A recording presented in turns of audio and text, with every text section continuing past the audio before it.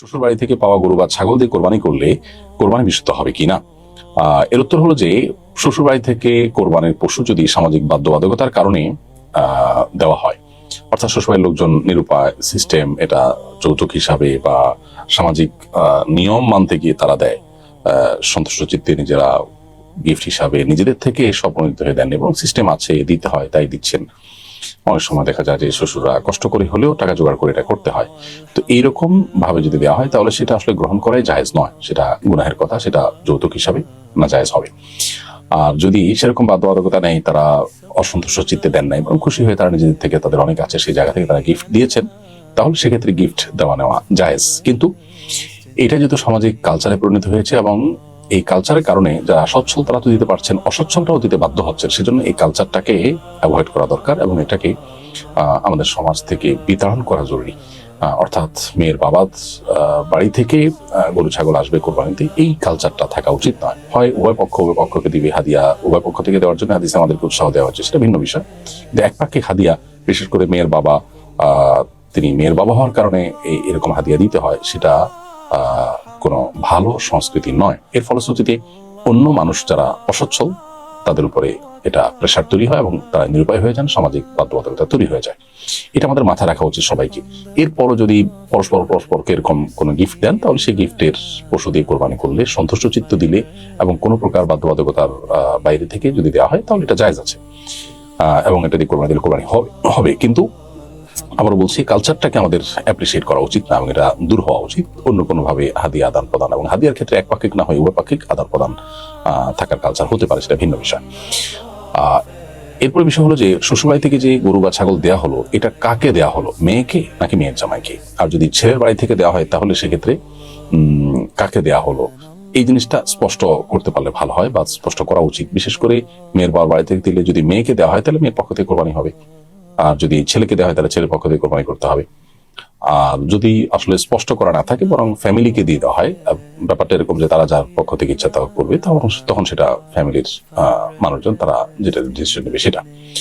তো এই জিনিসগুলোতে অনেক অস্পষ্টতা থাকে, বিষয়গুলো স্পষ্ট সাধারণত করা হয় না এবং শুনতে একটু খারাপ শোনা যায় দেখে আমরা এগুলো অস্পষ্ট রাখি। মূলত এগুলো স্পষ্ট করলে ভালো যে আসলে কাকে দেওয়া হলো। বাবা যদি বলে যে মা তোমাকে দিলাম, বা জামাইকে যদি বলে বাবা তোমাকে দিলাম, তাহলে সেক্ষেত্রে তার পক্ষ থেকে কোরবানি দিলে কোরবানি বিশুদ্ধ হয়ে যাবে। কিন্তু এই কালচার থেকে বেরিয়ে আসার চেষ্টা আমাদের করা দরকার। অনেকে কোরবানি করার ঝামেলা এড়ানোর জন্য অনলাইনে কোরবানি পশু বুকিং দেন, এজেন্সি কোরবানি সম্পন্ন করে গোশত প্রসেস করে বুকিংকারীর বাসায় পাঠান। এভাবে কোরবানি করা জায়েজ হবে কিনা? উত্তর হলো, প্রথমত কোরবানি করাটাকে ঝামেলা মনে করা অনুচিত। কোরবানি করতে গিয়ে যে কষ্ট হয়, পশু কেনা, পশু জবে করা, প্রসেস করা, এগুলোর কারণে আমরা আল্লাহর কাছে সওয়াব লাভ করবো, এটা আমাদের মাথায় থাকা উচিত। এবং এই কষ্টটুকু অন্তত যদি সহ্য করতে না পারি তাহলে সেক্ষেত্রে আমি কোরবানির মর্মটাই আসলে বুঝে করতে পারলাম না। এরপরে যদি কারোর জন্য এটা কষ্টকর হয়, কোনো কারণে তার জন্য এটা অসম্ভব পর্যায়ের হয়, অথবা তার জন্য সুযোগ না থাকে, অথবা কোনো কারণে তিনি নিজে না করে কাউকে দিতে চান, তো শরিয়ার দৃষ্টিকোণ থেকে এটা জায়েজ আছে। নিজে করাটা উত্তম। নবী সাল্লাল্লাহু আলাইহি ওয়াসাল্লাম নিজের প্রশ্নে যে জবে করেছেন। কিন্তু যদি আপনি কোনো এজেন্সিকে দিতে চান, কোনো ব্যক্তি বা প্রতিষ্ঠানকে দিতে চান, সেটা জায়েজ আছে। তবে শর্ত হলো যে ব্যক্তি বা এজেন্সিকে দায়িত্ব দিবেন যে তাদেরকে টাকা দিলেন, আপনার পক্ষ থেকে উপযুক্ত পশু যেটা দিয়ে কোরবানি বিশুদ্ধ হবে সেরকম পশু কিনে শরিয়া যেভাবে বলেছে সেই যথা নিয়মে কোরবানি করে আপনার কাছে গোশত পাঠিয়ে দিবে, অথবা আপনার অনুমতি সাপেক্ষে গরিব ব্যক্তিকে কোরবানি গোশত দিয়ে দিবে। এরকম কোনো ব্যক্তি বা প্রতিষ্ঠানকে প্রতিনিধি হিসাবে নিযুক্ত করা সম্পূর্ণ জায়েজ রয়েছে। যদি আপনার আস্থা না থাকে, বিশেষ করে আশঙ্কা থাকে যে তারা হেরফের করতে পারে বা যথাযথভাবে করতে নাও পারে, তাহলে সেই জায়গাতে আপনার জন্য টাকা দেওয়া জায়েজ নয়। কোরবানি অন্য কোনো ব্যক্তির মাধ্যমে, কোনো এজেন্সির মাধ্যমে করা জায়েজ আছে। আজকাল বাণিজ্যিকভাবে এরকম বহু এজেন্সি চালু হয়েছে যারা মানুষের কাছ থেকে কোরবানির টাকা নেন এবং কোরবানি করে তার গোশত প্রসেস করে যথানিয়মে বাসায় পাঠিয়ে দেন। তারা শরিয়াকে মেনে করবেন, এ বিষয়ে যদি আস্থা থাকে বা এরকম কোনো শরিয়া বোর্ড থাকে যাদের তত্ত্বাবধানটা করা হয়ে থাকে, তাহলে এরকম জায়গায় কোরবানির টাকা জমা দেওয়া জায়েজ আছে। এক্ষেত্রে একাধিক শরিক, একটা গরুতে একাধিক ব্যক্তি যদি শরিক থাকেন, তাহলে সেক্ষেত্রে তাদের পরস্পরকে না চিনলেও কোরবানির কোনো অসুবিধা হবে না ইনশাআল্লাহ তাআলা।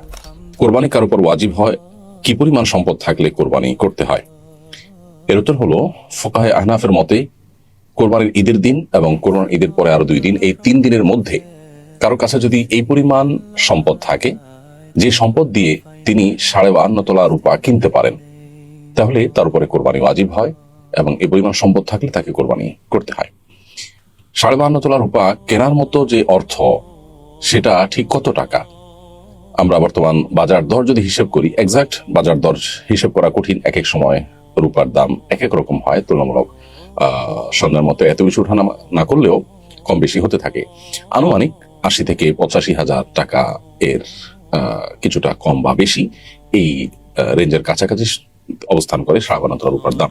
তো এই পরিমাণ নগদ অর্থ যদি কারোর থাকে কারোর কাছে এই কোরবানির দিনগুলোতে, অথবা এমন জিনিসপত্র, অলংকার, বসত বাড়ি কিংবা বসত বাড়ির বাইরে অতিরিক্ত জমি জমা, যেগুলো উপরে তার বসবাস ভরণ পোষণ নির্ভরশীল না, এরকম অতিরিক্ত সহায় সম্পদ যদি থাকে, ব্যবসার মালামাল যদি থাকে, নগদ অর্থ যদি থাকে, তাহলে তার উপরে কোরবানি আবশ্যক হয়। অর্থাৎ জাকাত আবশ্যক হওয়ার জন্য যে নেশাব আছে 52 তোলা রূপা, সেটার সমপরিমাণ বা সেটা কেনার মতো টাকা যদি কারোর কাছে থাকে, সেটার বয়স 1 বছর না হলেও কোরবানির দিনগুলোতে পরিমাণ টাকা থাকলে তার উপরে কোরবানি আবশ্যক হয়। মৃত ব্যক্তির পক্ষ থেকে কোরবানি করা যাবে কিনা এবং সেই গোশত নিজেরা খেতে পারবে কিনা? উত্তর হলো হ্যাঁ, মৃত ব্যক্তির পক্ষ থেকে কোরবানি করা যাবে।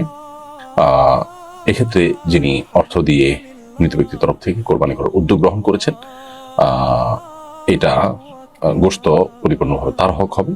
তিনি নিজের গোশতের মধ্যে যেরকম 3 ভাগ করতেন মুস্তাহাব হিসাবে, সেটি করতে পারেন, তার কম বেশি করতে পারেন, এটি একান্ত তার হক। আর যিনি কোরবানি করেছেন, কোরবানিটা তার পক্ষ থেকেই হবে। মৃত ব্যক্তির তরফ থেকে করার কারণে মৃত ব্যক্তিকে আল্লাহ তাআলা কোরবানির সওয়াব দান করবেন। আর এই বিষয়টি আলী রাদিয়াল্লাহু তাআলা আনহু থেকে বিভিন্ন সাহাবীদের থেকে প্রমাণিত রয়েছে, বর্ণিত রয়েছে। অনেক উলামা ইকরাম, বিশেষ করে সৌদি আরবের উলামা ইকরাম, তারা অবশ্যই ক্ষেত্রে ভিন্ন কথা বলেন। তারা বলেন যে মৃত ব্যক্তির তরফ থেকে কোরবানি বিশুদ্ধ হবে, তবে তার জন্য জীবিতদের পক্ষ থেকে যে কোরবানি হবে তার সাথে মৃত ব্যক্তিদেরকে ইনক্লুড করে কোরবানি করা যেতে পারে। অর্থাৎ আপনি একটা গরুতে আপনার জন্য কোরবানি করছেন, পাশাপাশি কোনো মৃত আপনার আত্মীয় স্বজন বা মৃত কোনো ব্যক্তিকে তার নামও সেখানে সামিল করলেন।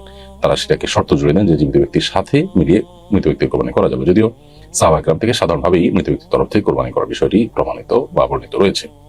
যারা হজ করছেন তাদের কি দেশে কোরবানি করতে হবে? যারা হজ করছেন তারা হজের অংশ হিসাবে একটা কোরবানি করছেন, যেটাকে আমরা হজের কোরবানি বলছি। সেটা মূলত দমের শুকর বা আল্লাহ তাআলার কৃতজ্ঞতা আদায় করে পশু জবাই করা। যেহেতু আল্লাহ তাআলা উমরা এবং হজ দুইটাই সম্পাদনের তৌফিক দিয়েছেন তামাত্তু এবং কিরান হজকারীকে, সেজন্য শুকরিয়া আদায় করে তারা একটা পশু জবাই করবেন। এই শুকরিয়া আদায়মূলক যে পশু জবাই, সেটাই হাজী সাহেবরা করে থাকেন, সেটা গতানুগতিক কোরবানি আসলে নয়, যদিও আমরা এটাকে কোরবানি বলি। অতএব সেটা আপন জায়গায় তো হাজির উপরে বর্তাবে, তিনি যদি তামাত্তু বা কিরান হাজি হয়ে থাকেন। এর পাশাপাশি তিনি যদি মুকিম হয়ে থাকেন, তাহলে মূল কোরবানিটাও তার উপরে বর্তাবে। অনেকেই হজ করতে যান, দীর্ঘদিন সেখানে থাকার নিয়ত করেন, অর্থাৎ মুকিম হয়ে যান, মুসাফির আর থাকেন না। মুসাফিরের বিধানের বাইরে তিনি যদি থাকেন, মুকিম হয়ে যান, অনেকদিন থাকার নিয়ত থাকে, তাহলে সেক্ষেত্রে তার উপরে হজের যে কোরবানি অর্থাৎ দমে শকর বা শুকরিয়া আদায় করে যে পশু জবাই, সেটা তো বর্তাবেই, পাশাপাশি কোরবানিও বর্তাবে। সেই কোরবানিটা তিনি যেখানে আছেন সেখানে অর্থাৎ সৌদি আরবে করবেন, নাকি দেশে কাউকে প্রতিনিধি হিসাবে নির্দেশ করবেন কাউকে কোরবানি সম্পাদন করার জন্য, সেটা কিন্তু তার ব্যাপার। অর্থাৎ কোরবানি তার করতে হবে দমে শুকর বা হজের যে কোরবানি সেটার পাশাপাশি।